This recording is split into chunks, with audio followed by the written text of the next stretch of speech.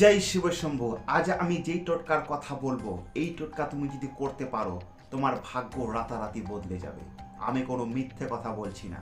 যদি করতে পারো, আমি 100% গ্যারেন্টি দিচ্ছি তোমার ভাগ্য বদলাতেই হবে।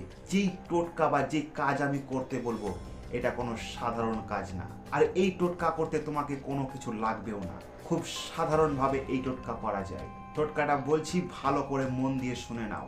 রাতে ঘুমানোর আগে ঠিক ডান হাতের তালুতে একটা সংখ্যা লিখতে হবে। সেই সংখ্যাটা হচ্ছে 718। এই 718 সংখ্যা কিন্তু সাধারণ সংখ্যা না। এই সংখ্যা ব্রহ্মা বিষ্ণু মহেশ্বর।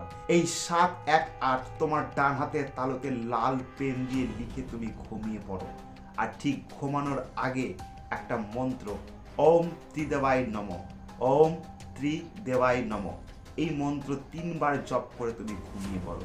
ব্যাস, তোমার টোটকা হয়ে গেছে। জীবনে যদি কিছু করতে চাও তো করে একবার দেখো, আর আমি 100% গ্যারান্টি দিচ্ছি কাজ হতেই হবে। অনেকেই হয়তো ভাববে যে এই সব টোটকাগুলো হয়তো ভুয়ো, কিন্তু তারা কোনোদিন করে দেখে না।